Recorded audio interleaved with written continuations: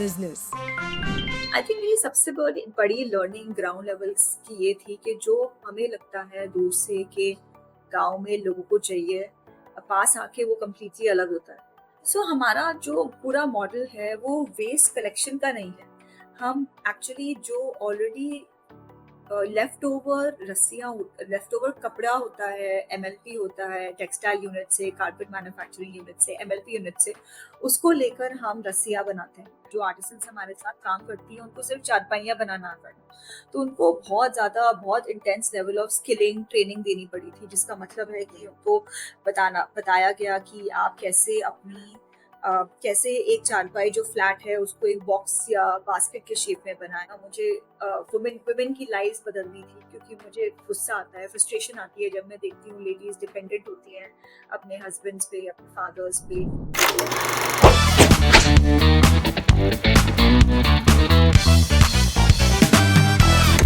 Hello and welcome back to the year short podcast. मैं हूं आपकी host Varsha Kaul and you are watching another episode of it's our business.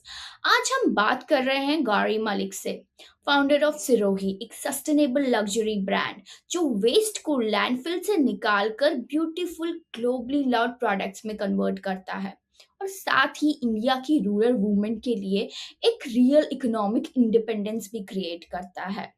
Welcome to the show Gauri. Hi Varsha, thank you so much for having me. Gauri, आपका professional background काफी impressive रहा है। आपने Warwick business school से पढ़ाई करी है, तो मुझे ये जानना है कि वो कौन सा मोमेंट है जब आपको लगा कि आपको ग्रास रूट लेवल पे काम करना चाहिए। जब मैं वॉरेक बिजनेस स्कूल में थी तो मैंने साउथ अमेरिका पेरू में सिंगल मदर्स के साथ काम किया था, अपनी डिसर्टेशन उसके ऊपर लिखी थी। एंड आई थिंक उस टाइम मुझे रियलाइज हुआ that I really enjoy working in the development space. मैं वहाँ पे बारियोस बोलते हैं जो इंडिया में स्लम्स होते हैं, वहाँ पे सिंगल मदर्स जिनके हस्बैंड्स ने उनको छोड़ दिया था, उनको माइक्रो क्रेडिट लोन्स दिलवाकर उनके बिजनेसेस सेटअप करवाए। और वो एक्सपीरियंस मेरे लिए बहुत ज़्यादा मायने रहा, और इट वाज और मुझे बहुत मज़ा आया और बहुत सीखा भी। और फिर मैंने सोचा कि ऐसा कुछ मुझे इंडिया में भी करना है अपनी एजुकेशन के बाद। तो वो लर्निंग जो मुझे साउथ अमेरिका में मिली वही मैंने इंडिया में रेप्लिकेट करी, और उसके बेसिस पे अपनी फाउंडेशन सेटअप की थी। क्या है, जब आपने डिसीजन लिया कि आपको ग्रास रूट लेवल पे काम करना है, तो कभी ऐसा फेज आया कि जब आपने अपने डिसीजन पे डाउट किया? आई थिंक वो थॉट्स मुझे अभी भी आते हैं, आपसे कॉल करने से 10 मिनट पहले भी आए थे। Self doubt I think generally her entrepreneur की जर्नी में होता ही है। लेकिन आई थिंक विजन हमेशा क्लियर था कि हमें क्राफ्ट्स को ग्लोबल स्टेज तक लेकर जाना है, और हम कैसे जो विमेन की एग्जिस्टिंग क्राफ्ट की स्किल सेट्स है उसमें डिजाइन इन्फ्यूज करके बेटर प्रोडक्ट्स बनाएं। तो आई थिंक एग्जीक्यूशन हम कर रहे हैं, ये आइडिया नहीं, अब एग्जीक्यूशन हो गया है। और एग्जीक्यूशन में मल्टीपल स्टेजेस आती हैं, जब आप क्वेश्चन करते हो, जब ऑर्डर्स नहीं आते हैं, जब पार्टनरशिप्स कन्वर्ट नहीं होती हैं, तो सेल्फ डाउट तो हर रोज ही होता है। लेकिन विजन हमारा स्ट्रांग है कंपनी का, एंड उसके बेसिस पे हम इतनी ग्रोथ कर भी पाए हैं। आपने सिर्फ 23 की एज में स्किल्स मैचिंग फाउंडेशन शुरू की, आप उसके बारे में बताएंगे? सो यस, मैंने अपना जॉब डॉइचे बैंक में 20 साल से लेके 23 साल तक, 4 साल किया था। एंड उसके राइट आफ्टर मैंने फाउंडेशन शुरू कर दी थी। आई डोंट थिंक मैं सोच रही थी कि मैं बहुत यंग हूँ, मुझ में बहुत पैशन था कि मुझे कुछ बदलना है, कुछ करना है। मुझे मुझे हर समय, जब से मैं छोटी थी, एम्बिशन था कि मेरी खुद की कंपनी हो, मैं सीईओ हूँ, मैं लोगों की जिंदगी में बदलाव लाऊं।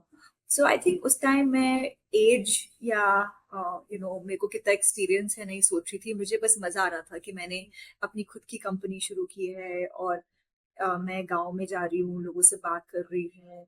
और हमने एक पूरे गांव की 1 साल में कंपनी के स्टार्ट करने में एक पूरे गांव का नक्शा ही बदल दिया था। हमने सोलर पैनल्स एक पूरे गांव में सेटअप करे थे। तो I think I was just enjoying my self. मैं अपना एज वगैरह नहीं देख रही थी उस टाइम। उस फेज में जब आप ग्राउंड पे काम कर रहे थे, तो सबसे बड़ी लर्निंग क्या थी जो आज सिरोही में दिखती है? आई थिंक मेरी सबसे बड़ी बड़ी लर्निंग ग्राउंड लेवल्स की ये थी कि जो हमें लगता है दूर से कि गांव में लोगों को चाहिए, पास आके वो कम्प्लीटली अलग होता है। हमें लगता है कि गांव में लोगों को साफ पानी चाहिए, लेकिन सबसे साफ पानी गांव वाले लोग ही पी रहे होते हैं, क्योंकि वो कुएं का पानी पीते हैं। ग्राउंड वाटर पानी इज फ्रेश, लेकिन हमें लगता है कि इनको क्लीन ड्रिंकिंग वाटर बिस्लरी देना चाहिए। तो आई थिंक हमें खुद के नजरिए से लोगों की जिंदगी बदलनी नहीं चाहिए, लेकिन उनके नजरिए से देखना चाहिए। तो वो सबसे बड़ी लर्निंग जो मैं अब सिरोही में भी इम्प्लीमेंट करती हूँ। ये आपको कब रियलाइजेशन हुआ कि डोनेशन बेस्ड मॉडल काफी नहीं है? लॉन्ग टर्म डिग्निटी तब आती है जब लोगों के पास लाइवलीहुड क्रिएट होता है। आई थिंक वो रियलाइजेशन स्किल्स के समारिटन के पहले 6 महीने में ही हो गया था, कि जब हम 6 महीने मैंने एनजीओ शुरू की थी। और उस टाइम जो डेवलपमेंट था, डेवलपमेंट का मॉडल ही कंप्लीटली एनजीओ फिलैंथ्रोपिक बेसिस था। Social impact, business impact related models नहीं होते थे इतने ज्यादा।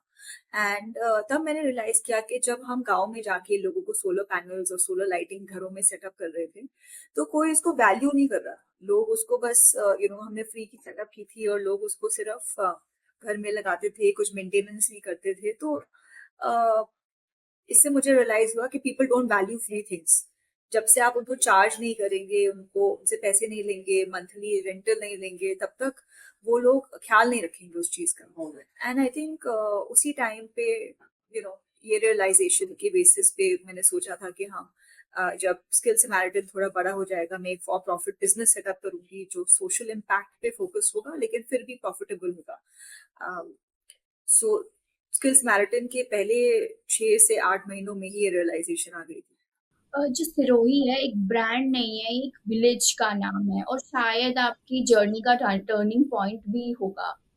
उस पहले गांव में ऐसा क्या था जो दिखा आपको कि आपको लगा कि ये स्किल जो है ये वर्ल्ड क्लास है, इसको एक प्लेटफॉर्म की जरूरत है? जो मैंने पहली टाइम सिरोही गांव में देखा था, और सिरोही एक डिस्ट्रिक्ट है राजस्थान में, एक गोट की ब्रीड है जो बहुत फेमस है। लेकिन जो मेरा सिरोही है वो एक छोटा सा गांव है फरीदाबाद डिस्ट्रिक्ट में, जिसके बेसिस पे मैंने अपनी कंपनी का नाम रखा। एंड इसेंशली ये जो गांव है, कोई स्किल सेट नहीं थी। आई थिंक जो इस गांव के लोग थे, वो मेरी फैमिली की तरह बन गए। मैं आज तक उनसे बात करती हूँ। वो मेरे भाई बहन की तरह, मेरे भाई बहन की तरह।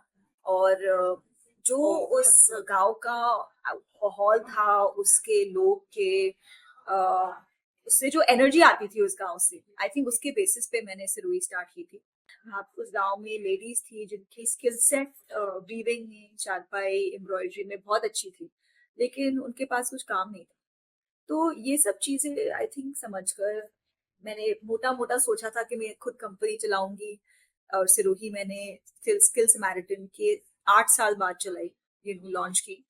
और बस उस टाइम बस एक विजन था ऑनेस्टली। और मुझे पता था कि जब भी कंपनी शुरू होगी उसका नाम सिरोही ही होगा, क्योंकि मैंने इतना कुछ सीखा उसके गाँव में, दैट उसके बेसिस पर ही ये कंपनी शुरू हुई है। जो सिरोही का मॉडल है वो वेस्ट से शुरू होता है, textile waste, multi layer plastic waste जो नॉर्मली लैंडफिल या ओशन में चला जाता है। सबसे बड़ा चैलेंज क्या रहा वेस्ट को यूजेबल मटेरियल में बनाने के लिए? हमारा जो पूरा मॉडल है वो वेस्ट कलेक्शन का नहीं है। हम एक्चुअली जो ऑलरेडी लेफ्ट ओवर रस्सियां, लेफ्ट ओवर कपड़ा होता है, एमएलपी होता है टेक्सटाइल यूनिट से, कारपेट मैन्युफैक्चरिंग यूनिट से, एमएलपी यूनिट से, उसको लेकर हम रस्सियां बनाते हैं। और वो रस्सियां ऑलरेडी मार्केट में अवेलेबल होती है। तो जो हमारा मॉडल है वो चॉइस था कि हम चूज करते हैं वही रस्सियां जो टिपिकली लेफ्ट ओवर मटेरियल से, फैक्ट्री से बन के आती है, और उन रस्सियों से हम अपने प्रोडक्ट्स बनाते हैं। तो it's more about the decision and the choice to use sustainable inputs हमारे प्रोडक्ट्स में। तो हमारा काम टिपिकली वेस्ट कन्वर्जन का नहीं। It's more about using sustainable inputs और रॉ मटेरियल्स। आपको मार्केट को ये समझाने में कितना मुश्किल हुआ कि जो वेस्ट या लेफ्टओवर प्रोडक्ट से बने हुए प्रोडक्ट्स है ये भी प्रीमियम होते हैं? आई थिंक हमारा जो मॉडल था, इट वाज, वो कभी नहीं था लोगों को कन्विंस करना कि वेस्ट से बने हुए मटेरियल्स प्रीमियम या लग्जूरियस होते हैं। हमारा मॉडल हमेशा था कि हम रॉ मटेरियल्स यूज करके बहुत सुंदर और डिजाइन फर्स्ट प्रोडक्ट्स बनाएं, और प्रोडक्ट्स इतने ब्यूटीफुल और लग्जूरियस लगे कि लोग उसको उसके लिए प्रीमियम दें। और जब तो हमारा फर्स्ट टच पॉइंट हमेशा होता है कि प्रोडक्ट सुंदर हो और लोगों को पसंद आए, और तब वो लोग खरीदना चाहें। जब प्रोडक्ट लोगों को मिलता है और वो देखते हैं कि अरे अच्छा, ये तो प्लास्टिक वेस्ट से बना है, जूट से बना है या नेचुरल फाइबर से बना है, तब लोग एक्साइटेड होते हैं कि वाओ, इतना सुंदर प्रोडक्ट सस्टेनेबल भी हो सकता है। लेकिन हमारा सेलिंग पॉइंट कभी सस्टेनेबिलिटी नहीं था। क्या कभी किसी बाय ने आपसे कहा ये रिसाइकिल्ड है तो सस्ता होना चाहिए, और ऐसे माइंडसेट के साथ को आपने कैसे ब्रेक करा? आई थिंक हमें डेफिनेटली कॉन्स्टेंटली क्वेश्चंस आते हैं कि ये रिसाइकल्ड है, ये बस आर्टिसंस ने बनाया है, ये तो जूट का बना है, तो इसको सस्ता होना चाहिए। लेकिन हमारा फोकस, लाइक आई सेड, हमेशा डिजाइन पे ऊपर होता है, क्योंकि हम लोगों को कभी कन्विंस ही नहीं करते हैं कि आप रिसाइकल प्रोडक्ट खरीदो और सस्टेनेबिलिटी की ये वैल्यू होनी चाहिए। हम बस एक सुंदर प्रोडक्ट बनाते हैं। और आई आई समटाइम्स आई पिछले साल तक मुझे बहुत गुस्सा आता था और मुझे बहुत दुख होता था। लेकिन हमारे प्रोडक्ट्स अब कम से कम 500 से ज्यादा लोग कॉपी करके बेच रहे हैं मार्केट में। तो और वो भी हमसे आधे प्राइस में, आधे से भी कम प्राइस में। सो सो आई थिंक हमारा मॉडल ऑलरेडी ट्राइड और टेस्टेड हो चुका है कि जब लोग आपको प्रोडक्ट कॉपी करने लगते हैं, इसका मतलब आप ऑलरेडी किसी को कन्विंस करने की जरूरत नहीं है। हमारे प्रोडक्ट का ऑलरेडी बहुत बड़ा मार्केट है, जिसकी वजह से लोग उसको कॉपी कर रहे हैं। आज सिरोही के साथ 900 से ज्यादा वुमेन आर्टिजन्स जुड़ी है।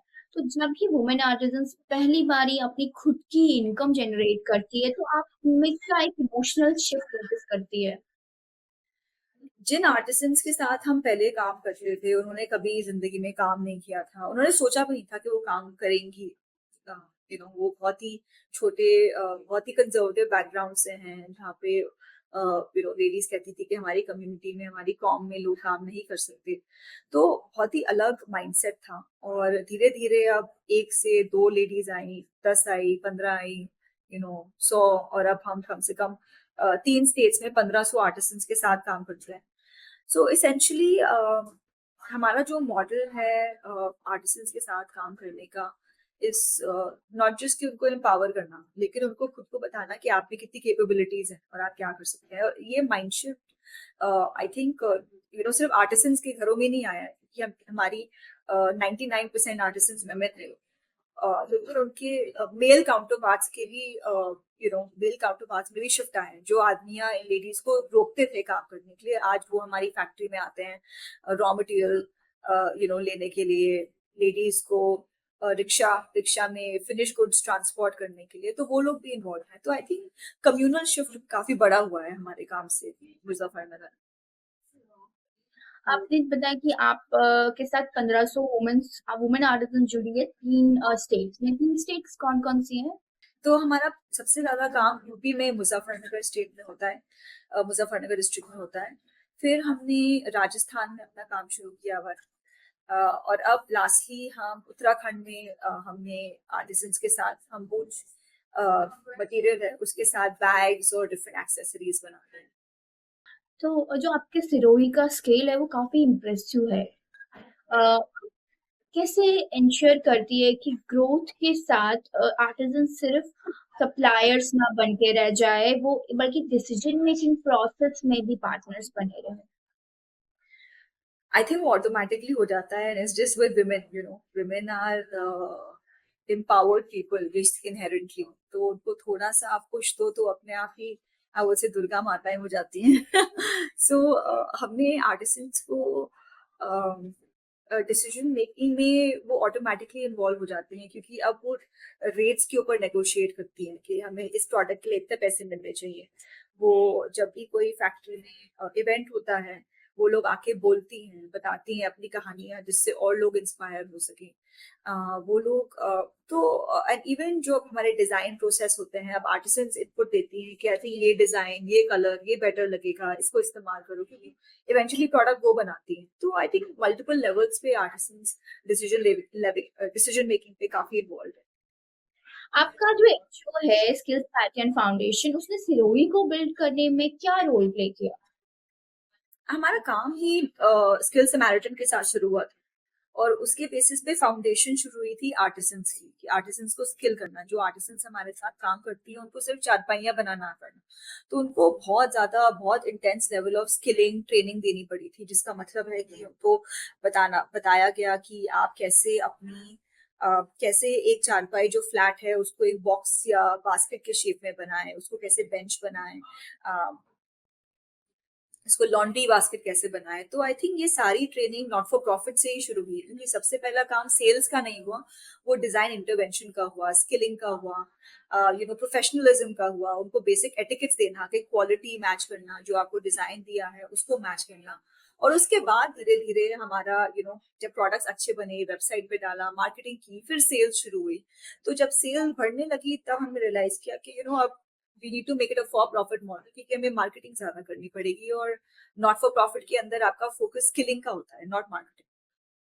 तो जो गौरी आप बताएंगे कि आप जब वुमेन से कनेक्ट करती है, तो is it like how easy it is to convince them कि वो आपके लिए काम करे?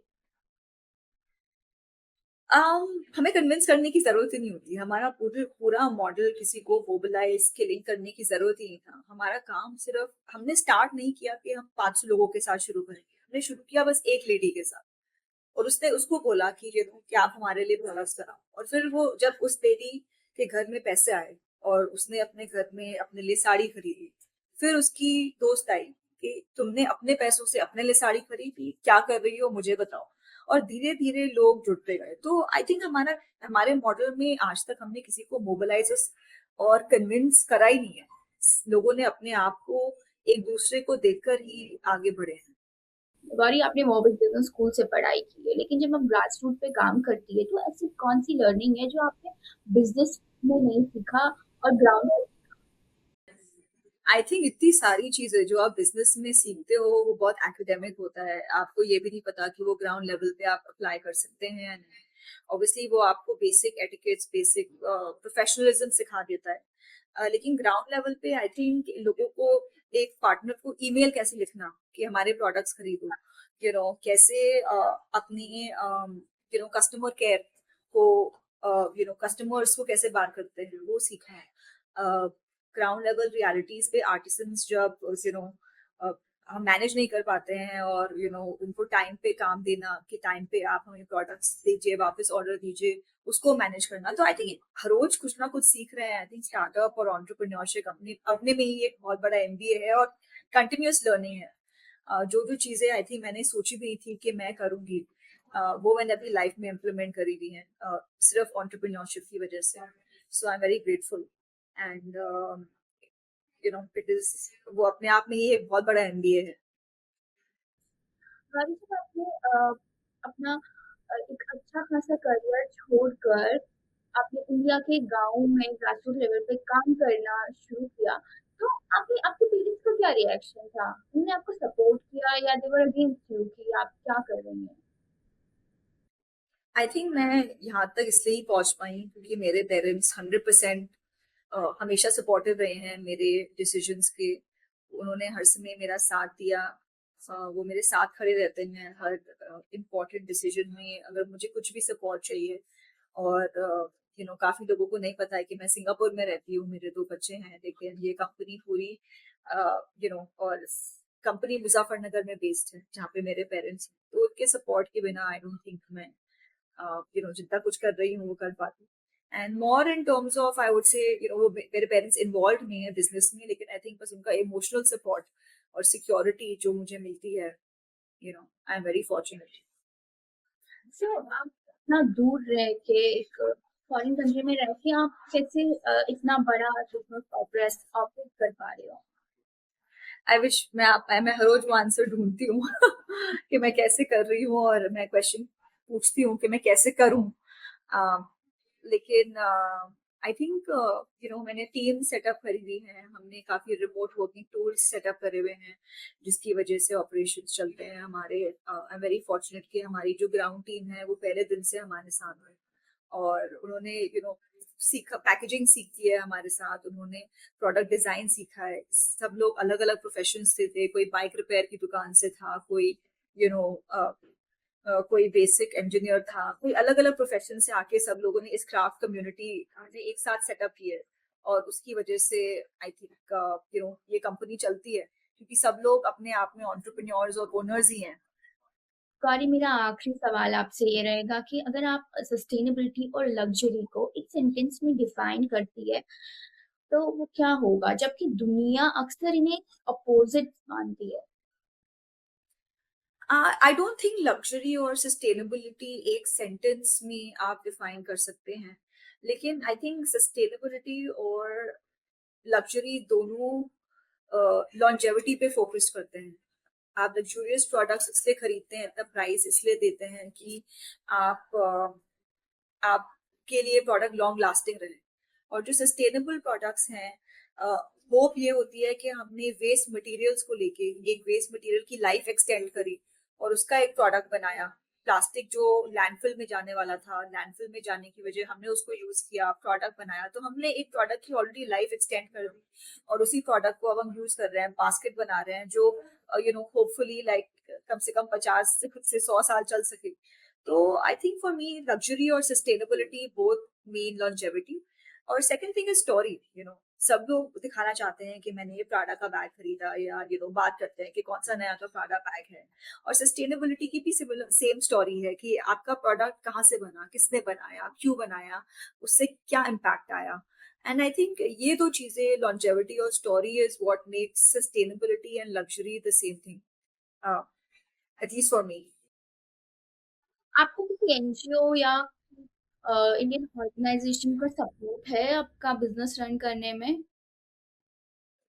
यस, हमारी कंपनी स्किल समैरिटन और फॉर प्रॉफिट सिरोही दोनों फंडेड हैं बाय अमेजिंग ऑर्गेनाइजेशंस। हमें मिनिस्ट्री ऑफ हैंडीक्राफ्ट्स और टेक्सटाइल से स्फूर्ति स्कीम के अंदर एक ग्रांट मिला था, जिसकी बेसिस पे हमने फैक्ट्री सेटअप की। हमारे काफ़ी CSR पार्टनर्स हैं, इंक्लूडिंग मेटा, नज, एंड हमारे फॉर प्रॉफिट में we have some amazing impact partners including Upaya, IM Ahmedabad, sorry I M ventures और विल ग्रो कैपिटल। ये सब लोगों ने हमें सपोर्ट किया है। इसके बेसिस पे हम यहाँ तक पहुंचे। वही आप अपनी जैसी यंग वुमन जो कि वेल सेटल्ड या वेल एजुकेटेड बैकग्राउंड से आती है, और अगर वो कुछ ऐसा ग्राउंड पे काम करना चाहती है, तो आप उनको क्या सजेस्ट करेंगी? क्या आपकी एक राय होंगी उनके लिए? दो चीजें हैं कि आई डोंट थिंक आपका बैकग्राउंड, आपकी प्रिविलेज, आपकी एजुकेशन मैटर करता है। आपको कॉर्पोरेट में काम करना हो या प्रोफेशनल फील्ड में काम करना हो या स्टार्टअप में काम करना हो या खुद का स्टार्टअप शुरू करना हो या ग्राउंड लेवल पे या फॉर प्रॉफिट कैपिटलिस्टिक बिजनेस करना हो। आई थिंक इट्स अबाउट कि आपको अपनी जिंदगी में क्या बदलाव लाना है और आपको आपको जो चेंज करना है, बदलना है, वो अपने से शुरू करिए और फिर देखिए कि वो चेंज आप कैसे 10 लोग, 100 लोग, 1,000 लोग, मिलियंस और करोड़ों लोगों में कैसे इम्पैक्ट कर सकते हैं। तो मेरे लिए सिर्फ सिंपल था कि मुझे अपनी जिंदगी बदलनी थी, मुझे फाइनेंशियली इंडिपेंडेंट होना था, मुझे खुद का बिजनेस शुरू करना था, मुझे वुमेन वुमेन की लाइफ बदलनी थी, क्योंकि मुझे गुस्सा आता है, फ्रस्ट्रेशन आती है जब मैं देखती हूँ लेडीज डिपेंडेंट होती हैं अपने हस्बैंड्स पे, अपने फादर्स पे। I feel everyone should be financially independent, of course, based on circumstances. कुछ लोगों के circumstances अलग होते हैं और क्योंकि मुझे अपनी जिंदगी में बदलाव लाना था और वही बदलाव आई थिंक करोड़ों लोगों को अपनी जिंदगी में चाहिए था, उसके बेसिस पे मैंने अपना काम शुरू किया। तो स्टार्ट विद समथिंग जहाँ पे आपको अपनी, you want to make a difference to your life और वो उसी को एक्सटेंड करिए आप to other people as well. Thank you Gauri, thank you so much. Gauri, आपकी जो कहानी है वो ये प्रूव करती है कि बिजनेस एम्पैथी के साथ बनता है। वो सिर्फ रेवेन्यू जनरेट नहीं करता है, वो रिस्पेक्ट और डिग्निटी भी लाता है। अगर आपको ये एपिसोड पसंद आया तो प्लीज़ इसे शेयर कीजिए, क्योंकि इंस्पायरिंग कॉन्वर्सेशन जितनी ज़्यादा लोगों तक पहुंचती है, उतना ही चेंज पॉसिबल होता है। मैं हूं आपकी होस्ट वर्षा कौल और आप सुन रहे थे the Earshot podcast. It's her business.